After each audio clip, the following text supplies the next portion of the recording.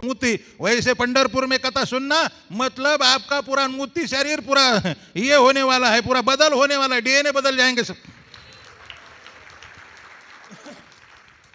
क्योंकि यहां चंद्रभागा का किनारा है और यहां सभी आचार्य आए हैं। यहां तक शंकराचार्य आए, पांडुरंग अष्टक लिखा है उन्होंने, आद्य शंकराचार्य।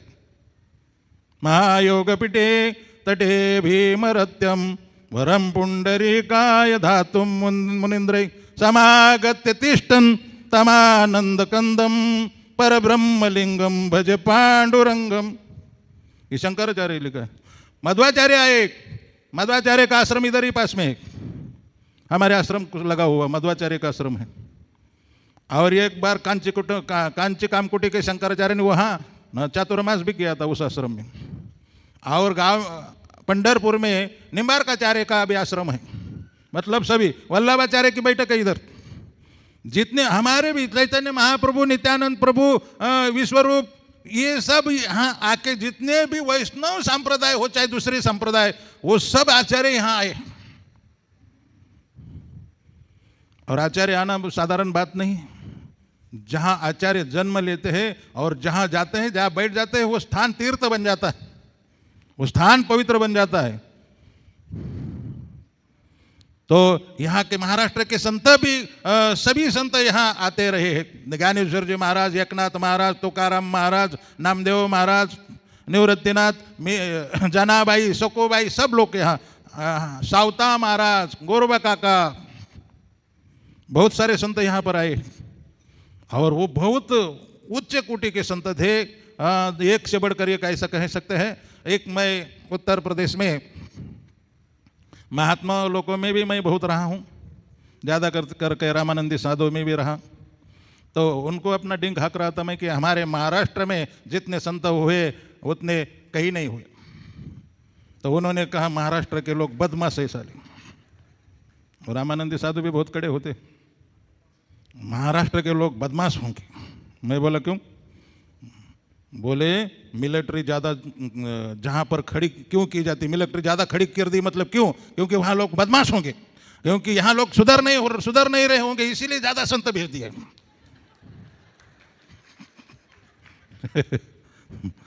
नहीं तो इतने संत की क्या आवश्यकता है? इतने संत इधर ही भेज दिए, मतलब जरूर गड़बड़ है, दाल में काला है कुछ। तो ऐसा भी है, साधु लोगों में चलते रहता है कुछ ना कुछ अपने हिसाब से। बात भी सही है, इतने संत आ गए मतलब इतना कुछ ना कुछ। क्योंकि उन्होंने ये भी कहा कि ये तुम्हारा महाराष्ट्र जो है वो खरदूषण, त्रिशुरा और ये सुर्पनाखा का राज्य था वहां। कि जनस्थान में पंचवटी में ये लोग रहते थे, उनकी चौकी थी वहां।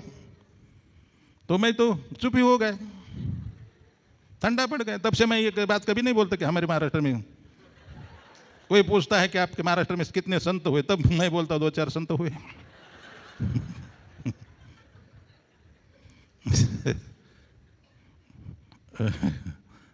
ये मैं भूल भी जाता हूँ, अब बूढ़ा हो गया ना। 72 उम्र है अभी। 1980 में वृंदावन में ज्वाइन किया था, 1980।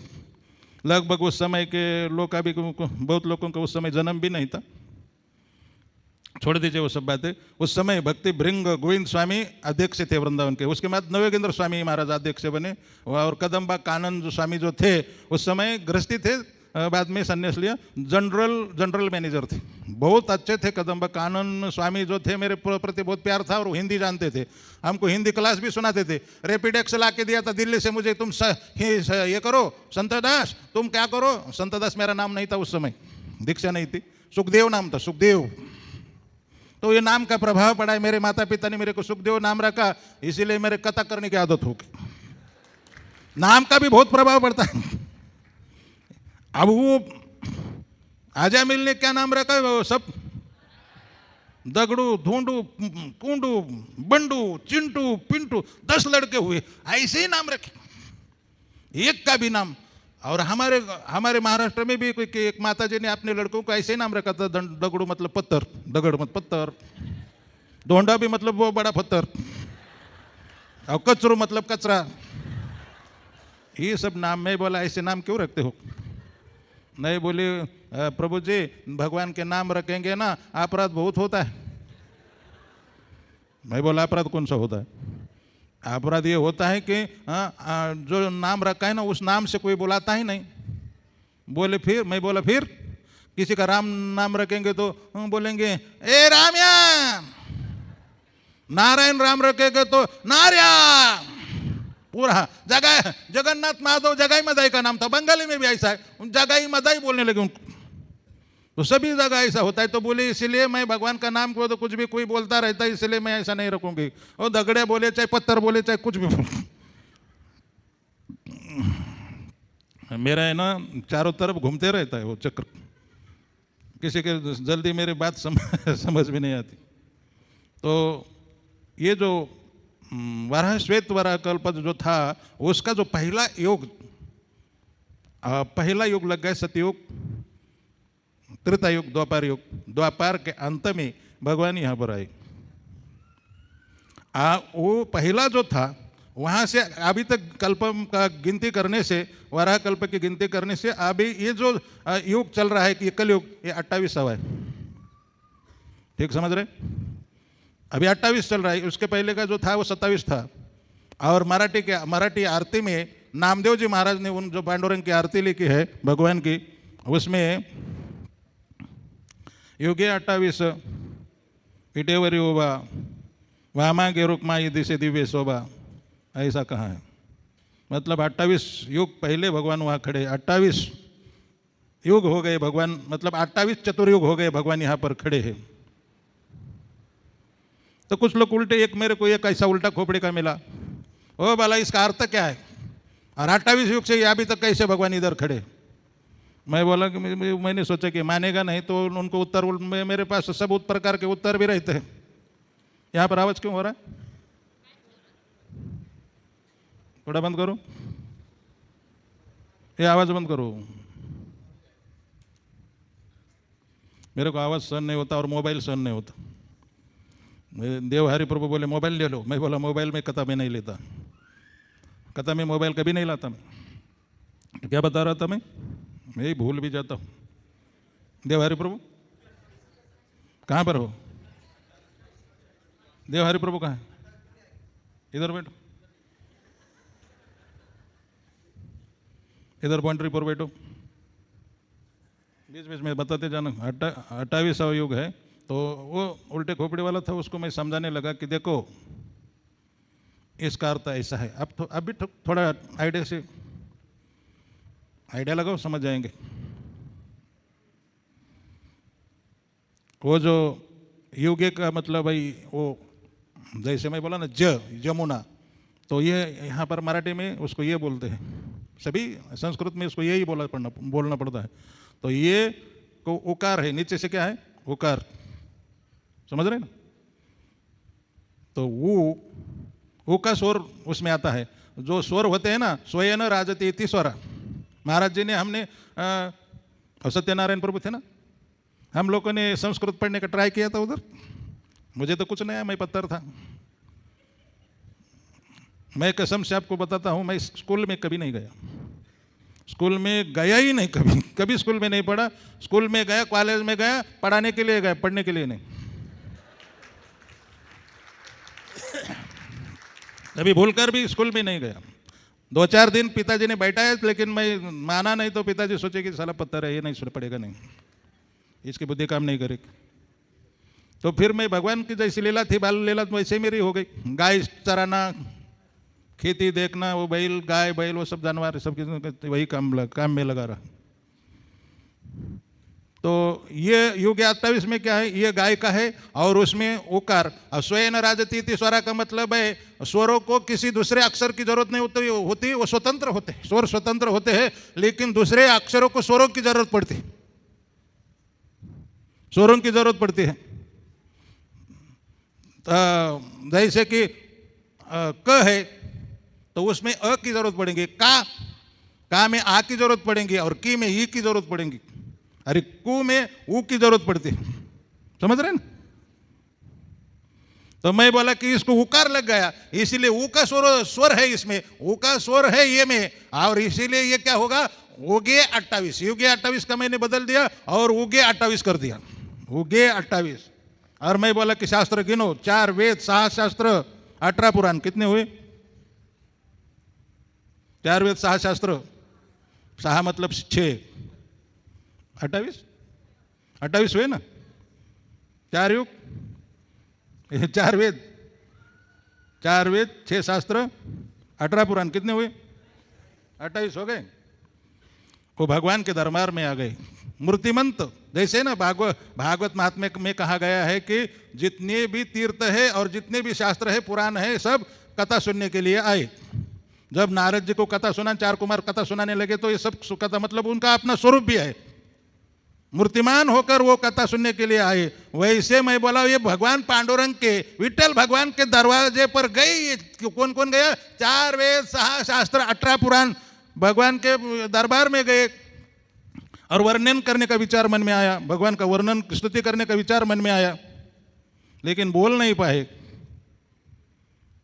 समझ रहे आप? कुछ बोल नहीं पाए, हो गए मतलब चुप रहे। समझ गए? वहाँ गए, लेकिन ऐसा है, वेद है ना, वेद भी नीति नीति कहता है ना कि हम ये नहीं भगवान के बारे में वो बोल नहीं पाता, वो सही वर्णन नहीं करता भगवान का वर्णन ठीक से, वेदों को भी भगवान का वर्णन नहीं होता, शास्त्र को, वो चुप रह गए। उसका मतलब मैंने हाँ बोला, ये अर्थ हो सकता है, वो मान गए, ये अर्थ हो सकता है कि 28 जो शास्त्र है, वो पुराण शास्त्र, 6 शास्त्र, 4 वेद भी भगवान का वर्णन नहीं कर पाए। और वर्णन क्या करेंगे? एक प्रसिद्ध संत थे वृंदावन में, वो केवल वेद और उपनिषद में बोलते थे, वेद और उपनिषद के ऊपर ही बोलते थे। और वृंदावन में कोई बड़ा प्रोग्राम था, तो वहाँ के ब्रजवासियों ने कहा, महाराज यहाँ भागवत से बोलना, वेद उपनिषद के ऊपर नहीं बोलना। उनका नाम भी मुझे याद है, मैंने उनको देखा नहीं क्योंकि हम अच्छा नहीं समझते थे, उनके पास नहीं जाते थे। प्रसिद्ध नाम है उनका, मैं बता नहीं पाऊंगा, चाहे तो आप सुनना चाहेंगे तो मैं नाम भी बताऊंगा। तो उन ब्रजवासी ने कहा यहाँ भागवत से बोलना, भागवत के ऊपर बोलना, वेद उपनिषद के ऊपर नहीं बोला। तो उन्होंने बोलना शुरू कर दिया और बोलने लगे तो बोले, देखो ये जो 4 वेद, 6 शास्त्र है ना और 17 पुराण है ना, ये वर्णन क्या करेंगे, वो तो बाहर गेट पर खड़े रहते हैं, उनको वो जानते ही नहीं भगवान के बारे में पूरा ठीक से, क्योंकि वो भगवान के दरवाजे पर खड़े रहते हैं। और भागवत पुराण जो बाहर खड़ा नहीं, वो अंदर का है, भगवान के घर के अंदर का पुराण है, इसीलिए भागवत ही भगवान का सही वर्णन कर सकता है।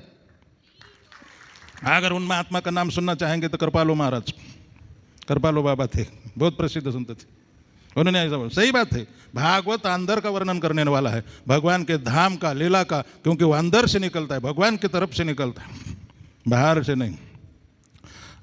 28 युग ऐसा भी कहा गया है कि पंढरपुर के बारे में ऐसा मराठी संतों ने कहा है। और संत जो होते हैं ना, शास्त्र और वेद की ही बात बोलते हैं, अपना मनगढ़ंत बातें नहीं बोलते वो संत। तस्मात् शास्त्रम प्रमाणन्ते कार्यकारी वस्तु, मनगढ़ंत अपनी कल्पना नहीं रखते हैं, वो संत होते हैं। तो संतों ने कहा है कि जेव्हा न होते चराचर तेव्हा होते पंढरपुर। जिस समय ये चराचर सृष्टि नहीं था, उस समय भी पंढरपुर था। जेव्हा नव्हती गोदा गंगा तेव्हा होती चंद्रभागा। गोदा और गंगा नदियां नहीं थी, उस समय भी चंद्रभागा थी। और ऐसा भी कहा है, आदि बसविली पंडरी मग वैकुंठ नगरी। पहले पंढरपुर की निर्मित भगवान ने की और बाद में वैकुंठ निर्माण किया, ऐसा भी माना है, संत का मत है। उनके बात को कोई काट भी कह सकता है, वो तो साक्षात्कारी पुरुष थे, बड़े बड़े संत, जिनके भगवान जिनके आगे पीछे घूमते थे, ऐसे संतों ने कहा है। मेरा एक मत है, मैं मोह उपनिषद में पढ़ा हूँ, मोह उपनिषद में ऐसा कहा है महाराज जी, एक भौतिक आकाश है, ये जो हमारा जो ये आकाश दिखाई देता है ना, ग्रह, ये चंद्रमा, वो सब तारे, वो भौतिक आकाश है, वो छोटा है, सबसे बहुत छोटा है। लेकिन ये सभी जगह, हमको तो लगता है कि सभी जगह है, लेकिन वो सभी जगह नहीं, छोटा है। उससे बड़ा है चिताकाश। ठीक से सुनना, ये भौतिक आकाश है और चित आकाश। चित आकाश मतलब जो हमारे चित्त में रहता है, कि जहां चित्त रहता है। चित्त का मतलब जो हम रात को सोने के बाद जो दिखाई देता है सपना, वो बड़े बड़े पर्वत, पहाड़, समुद्र सब दिखाई देता है, वो चित आकाश है। वो चित आकाश है। वो ये भौतिक आकाश से चित आकाश बड़ा है, और चित आकाश से चिद आकाश बड़ा है। बड़ा है मतलब अनलिमिटेड है, उसका कोई अंत ही नहीं। चिद आकाश सबसे बड़ा है, अनलिमिटेड है। जैसा भगवान का कोई अंत नहीं, वो आकाश का भी कोई अंत नहीं, चिद आकाश का। अगर वो चिद आकाश आपके सामने प्रकट हो जाएगा तो आपको लगेगा कि सब वैकुंठ ही है। क्या लगेगा? वो पंढरपुर भी वैकुंठ लगेगा, वृंदावन भी गोलोक वृंदावन लगेगा, सब जगह मतलब। लेकिन वो हमारे सामने प्रकट नहीं होता, क्योंकि चिद जो होता है वो ज्ञान स्वरूप और पूरा सच्चिदानंद इटर्नल होता है। वो उस आकाश में ही सब परम व्योम जिसमें भगवान कहते हैं, वो उसी में रहता है सब। वो आध्यात्मिक जो प्रकृति है उसी में रहती है चिदाकाश। और उससे ये भी समझ सकते कि वृंदावनम परित्यज्य पादयकम न गच्छति का मतलब है भगवान तो उसमें भी गए थे, मथुरा में गए थे, हस्तिनापुर में भी गए थे, द्वारका में भी गए थे। कुछ लोग तो कहते कि 2-3 कृष्ण थे, वो भी ठीक है। लेकिन मेरा ही इस हिसाब से मैं बोलता हूं कि कहीं भी जाएंगे तो वृंदावन में ही रहेंगे भगवान। या तो ऐसा भी बोल, क्योंकि चिद आकाश के हिसाब से तो वृंदावन सभी जगह है। चैतन्य महाप्रभु ने कहा है मोरमन मोरमन मोरमन वृंदावन। वो तो चिद आकाश के हिसाब से तो सभी जगह भगवत धाम ही है, वो भगवत धाम के अलावा कुछ है ही नहीं। और वो शाश्वत है, वो सूक्ष्म है, वो दिखाई नहीं देता हमको। तो ये आकाश ठीक से दिखाई नहीं देता, चित आकाश तो दिखाई नहीं देता। चित आकाश दिखने का सवाल ये नहीं है, क्योंकि योग माया समावृत न हम प्रकाश सर्वस्व। योग माया समावृत, योग माया के पर्दे के कारण हमको कुछ सब दिखाई नहीं देता। वो पर्दा हटेगा तो सब दिखाई दे। मोर मन वृंदावन, हरे कृष्ण कृष्ण कृष्ण हरे हरे।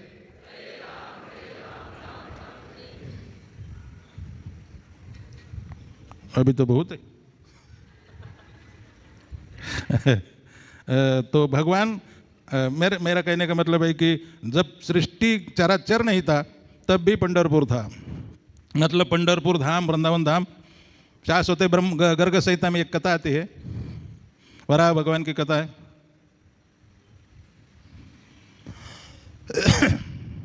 जैसे भागवत में भी वो कथा है दूसरे प्रकार से।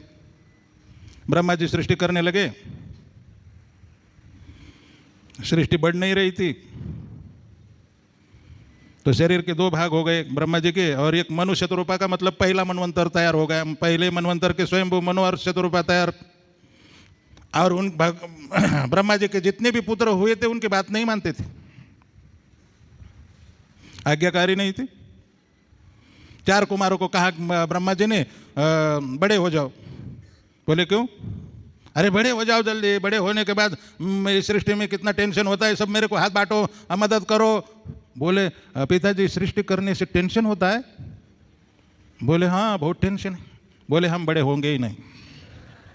हरि शरणम। भजन करते करते लहानपन देगा देवा, छोटे ही रहेगा, भजन के कारण बहुत छोटा हो गए। नारद जी को कहा जय तुम भी सृष्टि। बोले मैं नहीं करूंगा, मैं तो केवल भजन करूंगा, श्रीमन नारायण नारायण नारायण। बोले सब लड़के ऐसे ही निकल रहे, पिताजी की बात मान। तभी से लड़के लोग पिताजी की बात नहीं मानते, कभी किसी की बात नहीं मानते, पिताजी की बिल्कुल बात नहीं मानते, माता पिता की। और माता पिता ये सोचते हैं कि हमारा दुर्योधन अच्छा है। अब बेचारा अकेला ही लड़का है, खाने पीने दो, खेलने कूदने दो, वो अभी काम का समय नहीं है, आओ मजा मारने दो, बाद में तो अपने से करेगा। लेकिन वो करता नहीं, शादी होने तक भी कुछ काम नहीं करता, शादी होने के बाद काम करने लगता है, लेकिन पिताजी का नहीं, पत्नी का। पत्नी जैसे बोलेंगे वैसा करता है। जय पत्नी रानी मैया, जय पत्नी रानी। तुम लेटो पलंग पर दास भरे पानी।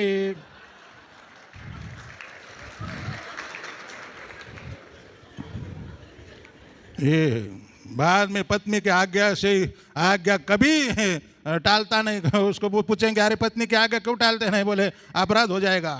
गुरु है वो, गुरु गुरु अवज्ञा तीसरा अपराध। वो सबसे गुरु गुरु हो जाते। मैं आपको बता रहा हूं, मैंने ज्योतिष को मेरा अपना हाथ दिखाया बचपन में, और थोड़ा 16 साल का था। 16 साल डेंजर होता है। मन में आया कि शादी होनी चाहिए मेरी, अच्छी पत्नी मिले, भजन के लिए अनुकूल हो। उस समय भजन भजन मैंने कुछ नहीं करता था, लेकिन ऐसा बोल रहा हूँ कथा में रस आने के लिए। तो ज्योतिष को इस हिसाब से हाथ देखा है कि भाई पत्नी की बात बताए, तो बोला हाथ बहुत अच्छा है, आपके हाथ में ऐसा लिखा है कि आपके जीवन में सुख ही सुख है। क्या बताया? पूरा सुख ही सुख भरा है। मैं बोला क्यों? मैं खुश हो गया कि सुख ही सुख है। किस कारण से सुख है आप बताइए, कि मतलब मेरे को सुख कैसे? बोले तेरे जीवन में शादी नहीं।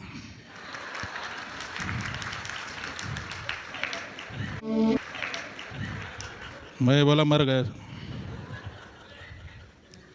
मैं बोला 50 रुपया देता हूँ लेकिन पत्नी के बारे में बोलूं। बोला 500 रुपया भी देगा तो भी तेरा शादी नहीं होगा, मैं बता रहा हूं। उस समय तो वो शब्द मेरे को बुरे लगे थे, लेकिन आज मैं समझ रहा हूं कि वो सही बोला था। उसी के कारण में मैं सुखी हूं। पत्नी होती ना तो आपके जैसे मेरे को 8 घंटे ड्यूटी करना पड़ता, गधा मेहनत, मर जाता सर।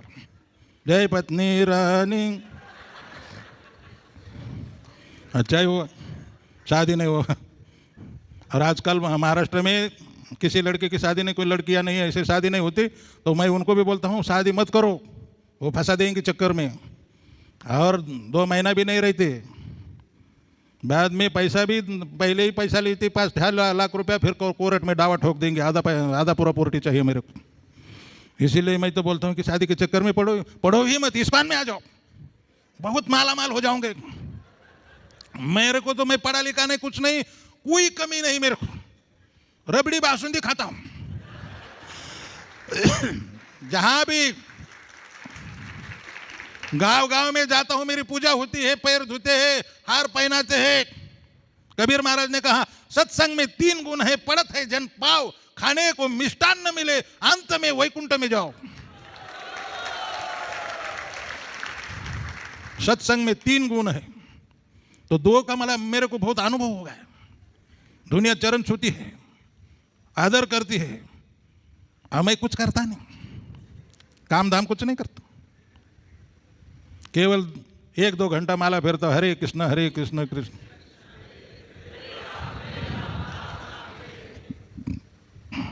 एक 2 घंटा माला फेरने से ही इतना मान सम्मान हो रहा है।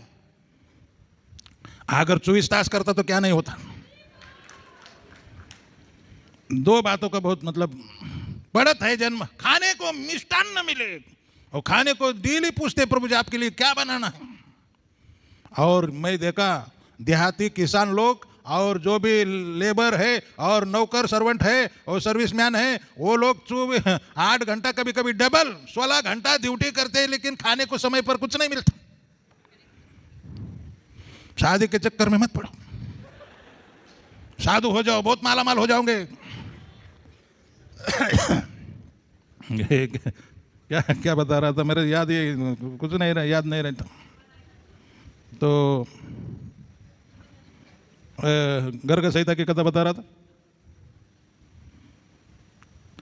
स्वयं मनु, उस समय लड़के उनकी बात नहीं माने ब्रह्मा जी ने, तो लेकिन ये 2 ही ऐसे थे, हाथ जोड़ के सामने खड़े हो गए ब्रह्मा जी के, मनु और शतुरमा। बोले पिताजी हमारे लिए क्या आज्ञा है? बहुत प्रसन्न हो गए ब्रह्मा जी। बोले कुछ नहीं, सृष्टि करो। बोले हम सृष्टि करेंगे, लेकिन हमारी प्रजा कहाँ रहेगी? बोले पृथ्वी पर। बोले पृथ्वी कहाँ है? पृथ्वी कहाँ है? तो देखा तो जो कल्पांत में जो प्रलय हुआ था, महाराज हमने सुना है, महाराज जी सुबह प्रलय के बारे में बोल रहे थे, नित्य, नैमित्तिक, प्राकृतिक और आत्यंतिक। आत्यंतिक प्रलय मोक्ष को बोलते हैं। प्राकृतिक प्रलय जो ब्रह्मा जी की आयु खत्म होने के बाद जो होता है उसको प्राकृतिक प्रलय कहते हैं। जो भी हो, लेकिन कभी कभी ऐसा प्रलय होता है पंचमहाभूत जैसे कि वैसे बने रहते हैं, लेकिन जल प्रलय हो जाता है, उसको बनाना नहीं पड़ता। जब पानी फिर खत्म कम हो जाएगा तो फिर पहले जैसे सृष्टि चालू होती है। तो मैं ये बता, हाँ इसीलिए तुमको वो इधर बैठा है। सब मेरे कोई कोई कथा करता हूँ, कोई भान नहीं रहता, बहुत विदेही संत हूँ मैं। बहुत लोग लेट करंट है, उनको समझ में नहीं आती मेरी बात, बहुत गौर से सुनना पड़ता है। हर शब्द में मजा होती है इसमें, वो जो समझ जाते हो बहुत आनंद लेते हैं। क्या क्या बता रहा था मैं? तो ब्रह्मा जी ने सोचा कि वास्तव में से पृथ्वी तो यहाँ नहीं है, वो तो पानी में डूब गई है, नीचे चली गई है। अब क्या करे सोचने लगे तो वराह भगवान प्रकट हो गए। अब ये गर्ग संहिता है और भागवत दोनों की भी कथा है। तो वराह भगवान प्रकट हो गए, छोटा थे, और इसीलिए मैं कभी कभी बोलता हूँ, कुछ लोग मेरे को पूछते भगवान के गुरु कौन, भगवान के माता पिता। मैं बोलता हूँ भगवान का कोई गुरु नहीं, भगवान के कोई माता पिता नहीं, और उनको किसी माता पिता की जरूरत नहीं। कहीं भी प्रकट, अभी भगवान वराह भगवान ब्रह्मा जी के नाक से प्रकट हो गए, नरसिंह भगवान खंबे से प्रकट हुए, उनको माता पिता की क्या जरूरत? कृपा करके किसी को माता पिता बनाए, गुरु बनाए, वो दूसरी बात है, उनको कोई आवश्यकता नहीं है, वो सबके गुरु है। कृष्णम वंदे जगत गुरु। तो वराह भगवान ने पानी में डुबकी लगाई तो पूरा पानी आकाश में पर्वताकार बहुत बड़े हो गए तुरंत, और नीचे गए और पृथ्वी दाढ़ों पर रखकर ऊपर लाई, और बोले, पृथ्वी ने पूछा महाराज आप मेरे को कहाँ रखोगे? वही बात बोल रहा हूं मैं पंढरपुर की, जहां नव्हते चराचर तेव्हा होते पंढरपुर की बात बोल रहा हूं। भगवान ने कहा जहां पर हरे हरे वृक्ष होंगे, जहां पर्वत होगा, जहां नदी बहती होंगी, वहां तुमको रोकूंगा। पृथ्वी को हंसी आ गई, मैं जल में डूब गई तो पर्वत कहाँ होगा, नदी कहाँ होगी, हरे वृक्ष कहाँ होंगे? बोले ब्रजमंडल 84 को जल प्रलय में भी नहीं डूबता, वहां तुमको रोकूंगा। मेरा कहने का भाव ये है कि जैसे ये पंढरपुर के बारे में भी कहा है कि चराचर सृष्टि थी नहीं तब पंढरपुर था, मतलब पंढरपुर का भी प्रलय नहीं होता जैसे वृंदावन का नहीं होता।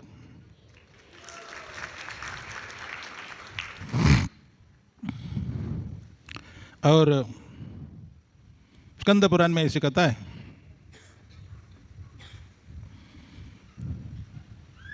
स्कंद जो है कार्तिक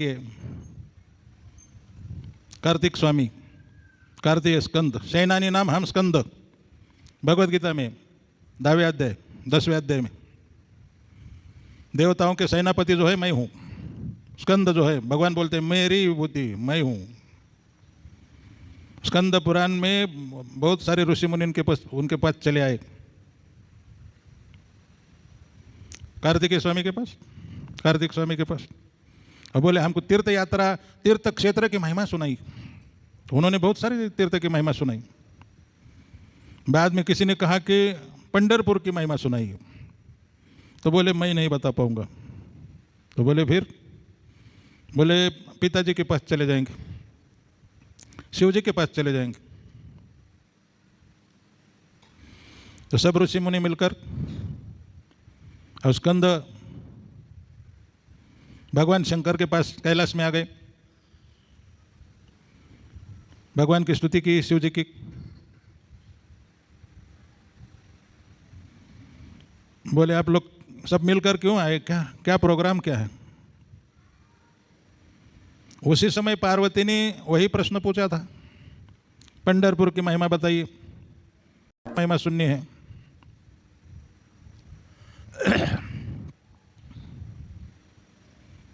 बोले ठीक है, सबका एक ही प्रश्न है, पार्वती जी का भी वही प्रश्न है,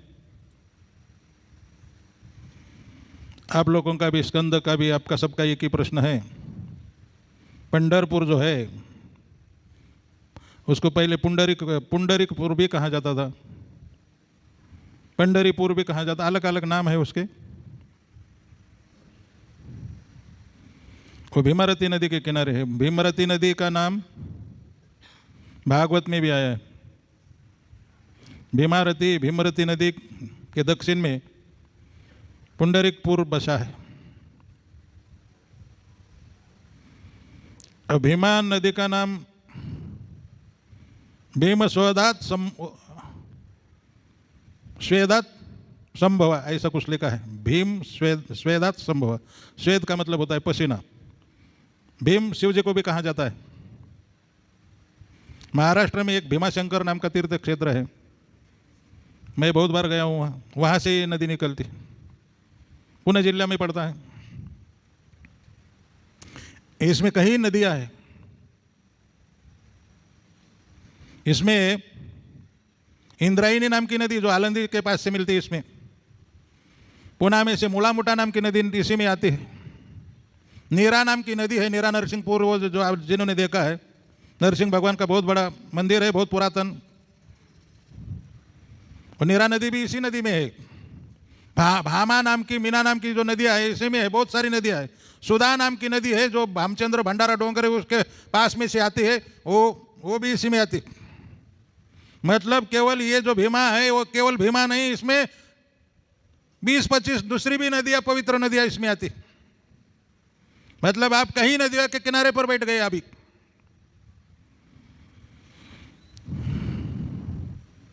भीम स्वेदात समुद्भवा का मतलब है भीम जो शंकर है उनके स्वेद पसीने से ये भीमा नदी बन गई, वहां से निकली, भीमा शंकर से निकली। भीमा शंकर दो माने जाते हैं, कुछ लोग बोलते उधर है बिहार की तरफ, कुछ लोग बोलते यूपी में भीमा शंकर है, और कुछ लोग बोलते ये भीमा शंकर। ये तीर्थ क्षेत्र में ऐसा ही चलता है, कोई इधर का बोलेगा, कोई हमारा सही बोलेगा, कोई बोलेगा मेरा सही है। लेकिन ये यहाँ पर वहाँ से भीमा नदी निकली। शिव जी का मंदिर तो है ही, लेकिन यहाँ आने के बाद उसका चंद्रभागा नाम पड़ा। चंद्रभागा नाम, ये जो ऊपर का पुल है वहाँ से इधर ही चंद्रभागा इसको बोला जाता है।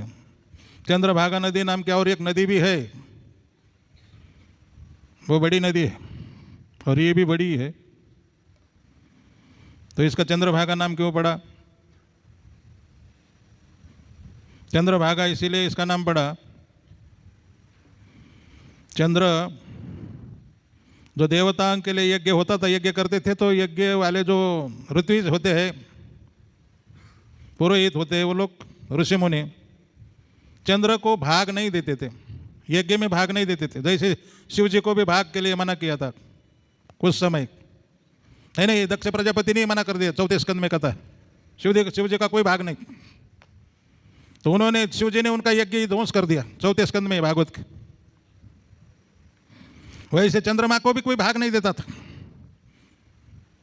और जो हवि होती है ना यज्ञ में, जो आहुतियाँ दी जाती है, वो तो सबको भाग, सोमाय स्वाहा, इंद्राय स्वाहा, वरुणाय स्वाहा, इस तरह का बोला जाता। तो सोमाय मतलब चंद्रमा का कोई आहुति नहीं देता था। तो उन्होंने रिक्वेस्ट किया कि भाई मेरी भी आहुति होनी चाहिए उसमें। तो किसी ने कहा कि तुम जाओ भीमा नदी के किनारे, भीमरती नदी के किनारे जाके अनुष्ठान करो, उसमें स्नान करो, और अनुष्ठान स्नान करने से तुमको वो पुण्य प्राप्त होगा, तुमको यज्ञ में भाग मिलेगा। तो चंद्र ने यहाँ अनुष्ठान किया, स्नान किया, और उनको तब से भाग मिलने लगा, किसमें? यज्ञ में। तो चंद्रभागा नाम हो गया। दूसरी एक कथा है। चंद्र की बहुत बड़ी गलती हो गई थी, बहुत ज़्यादा बड़ी गलती, और बड़े बड़े लोग भी बहुत बड़ी बड़ी गलती करते हैं। चंद्रमा ने ऐसी, टाइम तो खत्म हुआ, ठीक, फिर भी मैं बोलते रहूँगा 2-4 मिनट और। तो मीटिंग हो गई, देवताओं की बहुत गड़बड़ कर रहा है चंद्रमा। शिव जी आ गए तो सब लोग डर गए, इसीलिए डर गए कि बोले शिव जी तो उन्हीं की बाजू लेंगे चंद्रमा की, क्योंकि चंद्रमा उनके माथे पर है। शिव जी के माथे पर चंद्रमा है। दूसरी बात, चंद्रमा शिव जी के रिश्तेदार है, संबंधी है, समझ गए ना। जो दक्ष प्रजापति की 27 लड़की चंद्रमा को थी, उन्हीं की एक सती नाम की लड़की दक्ष प्रजापति की शिव जी को है। सती जो पार्वती ही सती थी पहले जन्म में, बराबर है ना। तो मराठी में उसको साड़ू भाई कहते, हिंदी में क्या कहते, साड़ू भाई। हाँ, वो साड़ू भाई थे। तो सोचे कि वो तो अपने रिश्तेदार का ही शिव जी पक्ष लेंगे, तो बोले भगवान विष्णु निष्पक्ष है, उनको बोल वो कुछ करे। भगवान ने कहा भाई ये बहुत गलती हो गई, लेकिन सुधार किया जा सकता है, प्रायश्चित्त करो। बोले प्रायश्चित्त क्या? बोले लोह दंड है, लोह दंड, लोहे का दंड 1.5 कुंटल का, वो खांदे पर लेना और सभी तीर्थों में स्नान करना।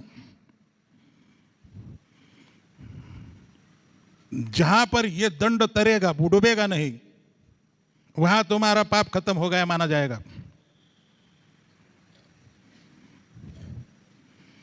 एक उदाहरण याद आ रहा है, आप चाहेंगे तो मैं बता सकता हूं। एक बहुत बड़ा पापी था, 50 मर्डर किए थे उसने। तो उसको मेरे जैसा गुरु मिल गया। बोले महाराज मैं बहुत बड़ा पापी हूँ, लेकिन अब उपरति हो गई, मैं उससे उपराम हो गया हूँ, मैं उब चुका हूँ, बैराग हो गया है। इधर ही रखो यार, इसे बहुत गड़बड़ हो रहा है।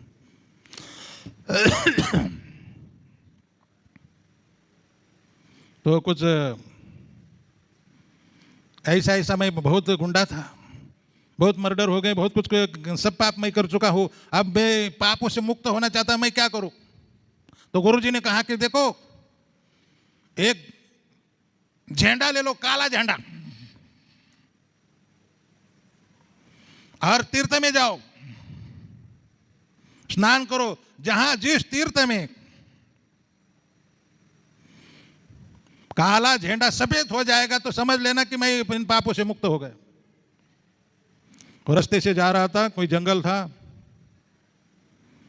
और वहां दोनों पति पत्नी, पति अपनी पत्नी को, जो नया शादी हो गई थी अभी की, ले जा रहा था, तो गुंडों ने उसको पकड़ लिया, मतलब डकैतों ने, डाकू ने, चोरों ने उनको पकड़ लिया और उसको पीटा, पति को भी मार डाला, मारने वाला था, और उसको ले जाने लगे पत्नी को अपने साथ।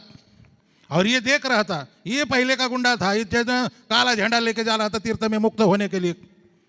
उसको लगा ही साला मेरे सामने ऐसा कर रहे हैं ये लोग, थोड़ा मतलब अभी बुद्धि सुधर गई थी, मेरे सामने तुम, लेकिन मैंने तो पहले भी मर्डर किए, और इन लोगों को मारूंगा तो और एक पाप मेरे ऊपर चढ़ जाएगा, क्या करना चाहिए? लेकिन मन में आया ये बहुत अन्याय हो रहा है, मैं सहन नहीं कर सकता, झंडा नीचे रख दिया और चला गया और सभी डाकैत को मारा, बहुत पीटा और जान से खत्म कर दिया। जो नहीं मानते थे उनको मार ही डाला और उसको छुड़ा दिया। वापस आया, देखा झंडा सफेद हो गया था, झंडा सफेद हो गया था।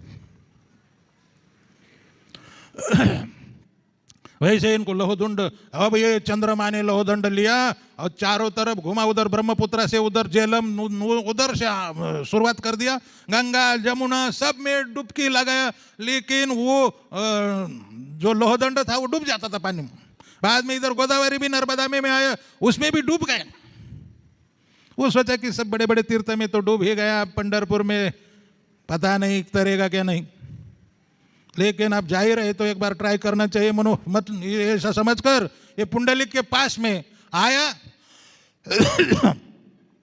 और वो डंडा वहां डाल दिया, वो लोहे का 1.5 कुंटल का, और वो पानी में तैर गया। पानी में तैरने के बाद चंद्रमा ने स्नान किया, और तब से एक कहावत पड़ी, चंद्रमा के दोष भागा, तब से नाम पड़ा चंद्रभागा।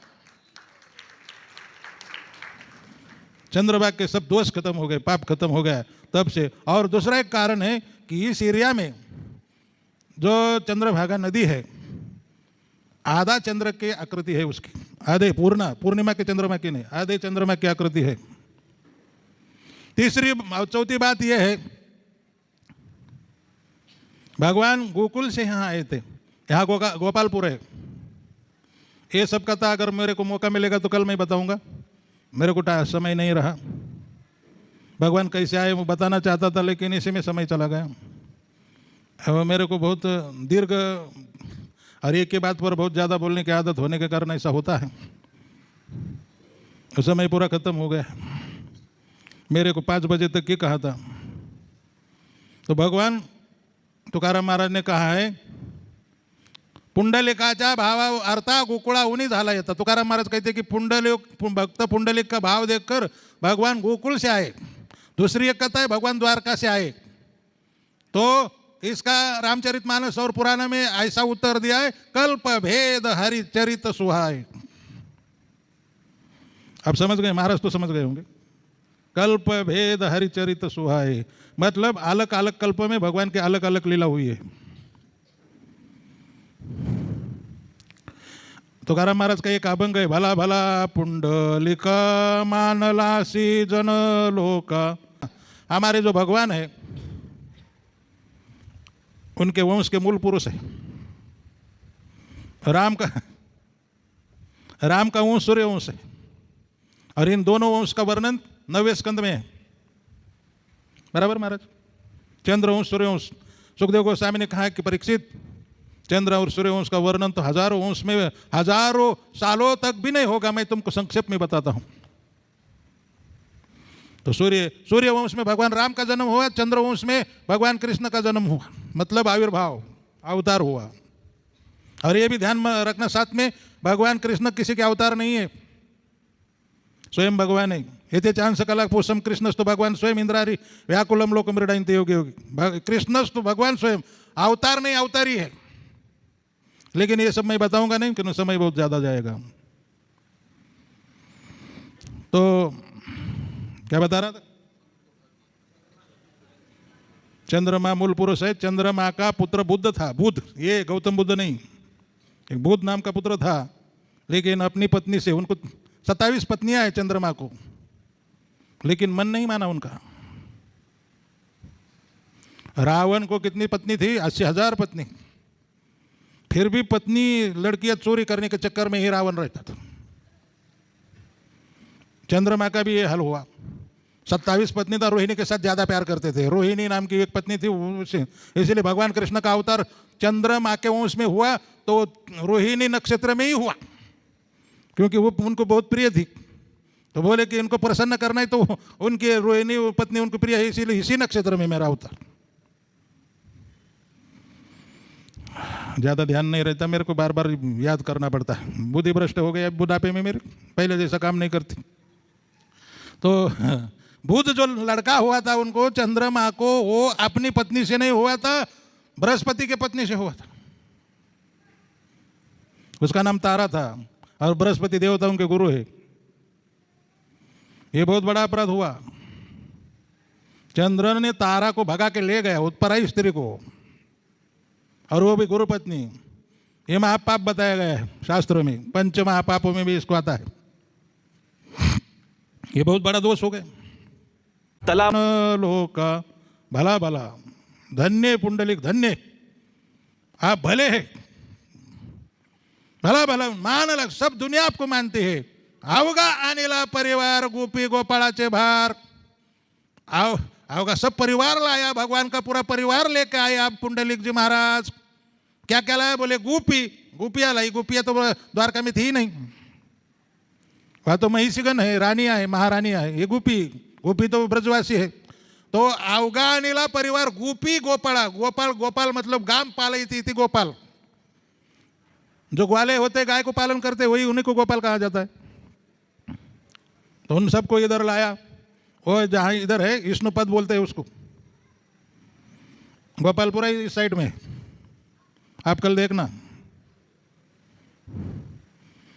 और गोपी गोपाळाचे भार मतलब सबको लेकर आए वहां पर। तो गाय की आकृति, जो गाय का कलर जो था, चंद्रमा के समान वो गाय दिखती थी। बहुत सुंदर गाय थी, चंद्रमा के समान। चंद्र भा, भा का मतलब होता है प्रकाश। उसका स्वरूप जैसे मतलब सफ़ेद जैसा, और गा का मतलब गाय, चंद्रभागा, गा मतलब गाय और भा मतलब चंद्र जैसी आकृति वाली, कलर वाली गाय वहाँ पर लाए थे गोपालपुर में, गाय भी ले आए थे, वहाँ जो भोजन भी किया था उन्होंने, कलेवा किया था। मेरे ख्याल से समय हो गया ना, अब बहुत रिक्वेस्ट कर रहे, क्या कर सकता हूँ, बहुत मेरा मन नहीं मानता है, मेरे जब एक बार बैठता हूँ ना उठने का दिल नहीं करता, माइक छोड़ने का दिल ही नहीं करता। मैं बहुत माइक के साथ मेरा बहुत संबंध है। हरे कृष्ण। तो और भी कथा है, गय नाम का दैत्य, गय असुर था, उसका सिर गया में था और इधर लेटा था। ब्रह्मा जी ने और सभी देवता ने उसके ऊपर यज्ञ किया था। ये सब कथा बहुत बताना था मुझे। जैसे विष्णुपद गया में और इधर भी विष्णुपद है, दोनों कैसे बन गए वो भी मैं बताने वाला था, लेकिन अगर समय मिलेगा तो मैं, क्योंकि मैं कल बिड़ जाऊंगा, तो सुबह ही मैं थोड़ी कथा बताऊंगा अगर महाराज बोलेंगे तो, और नहीं बोलेंगे तो बहुत प्रसन्नता होंगे कि चलो भाई जल्दी चले जाए। हरे कृष्ण। प्रवचन तो समाप्त हुआ।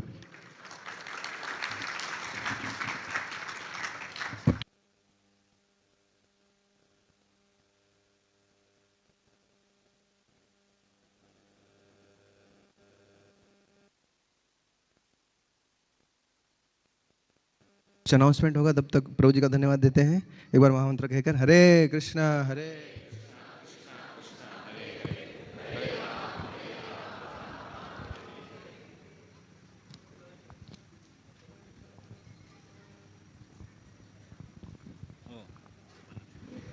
ये जो बड़े सुंदर मंच सज्जा देख रहे हैं, ये डेकोरेशन के पीछे वल्लभ चैतन्य प्रभु उनके हाथ है, तो उनके भी हम बहुत बहुत आभार प्रकट करते हैं। वल्लभ चैतन्य प्रभु ने अपने मेहनत लगा करके 3 दिन पहले आए प्रभु के लिए। हाँ 3 दिन पहले से आकर के ये सब किए हैं, सजावट सब बैठ रहे हैं। वल्लभ चैतन्य प्रभु की। हरे कृष्णा। अभी मुख्य विट्ठल रुक्मिणी मंदिर का दर्शन है, तो 8 टेम्पो ट्रैक्स यहाँ पे अभी गेस्ट रिसेप्शन के पास खड़े रहेंगे। एक एक में करीबन 10 से 12 डिवोटी जा सकते हैं। और मोबाइल, जूते, चप्पल एक्चुअली अलाउड नहीं है, तो हो सके तो इसको आपको रूम में ही छोड़ के जा सकते हैं। वहाँ पे फिर आपको मोबाइल छोड़ना मुश्किल जाएगा, उसको डिपॉजिट करना, उसका जगह फिर वापस लेना, टाइम बहुत जाएगा। टेम्पो ट्रैक सभी भक्तों को महाद्वार के पास छोड़ेंगे, महाद्वार पुलिस चौकी के पास छोड़ेगा, और दर्शन के बाद सभी भक्तों को वापस महाद्वार के पास ही आना है। वहाँ पे वापस ट्रैक रहेगा, टेम्पो ट्रैक्स रहेगा, सेम प्लेस में भी वापस आना है। तो एग्जिट निकल के फिर वापस महाद्वार पुलिस चौकी के पास आना है, और उसके बाद टेम्पो ट्रैक्स आपको वापस यही कल्याण मंडप में लेके आएगा, और शाम को सबके लिए प्रसाद है 8 बजे से। और एक मुख्य एक अरेंजमेंट ऐसे किया कि बहुत सारे लोग अगर पहली बार जा रहे हैं तो उसमें क्राउड में गुम हो सकते हैं, तो एक हर टेम्पो के साथ एक टीम ने एक पीला झंडा, एक अलग फ्लैग दिया है, तो वहाँ पे एक टीम लीड ऑफ फ्लैग पकड़ के जाएगा। तो आप अगर मिसप्लेस हो गए तो आपका फ्लैग देख के आप फॉलो करेंगे, आपका टीम लीड का, अपने आप पूरा दर्शन करके आप निकल जाएंगे सारा ग्रुप जो है, और वापस टेम्पो ट्रैक्स में आप बैठ सकते हैं। कल सवेरे का मंगल आरती यहाँ पे है, मंगल आरती टेम्पल और मंगल आरती है, भागवतम महाराज का यहाँ पे है, और उस भागवतम कल 8 o'clock 8 बजे का भागवतम रखा है, उसका भागवतम। और कल शाम को महाराज का 5 बजे से लेकर फिर से चंद्रभागा के नदी पे, वहाँ पे शाम को गंगा आरती है, कथा है वहाँ पे। तो कल महाराज के 2 प्रोग्राम है, सुबह भागवतम और शाम को चंद्रभागा नदी के तट पे प्रोग्राम है। हरे कृष्ण।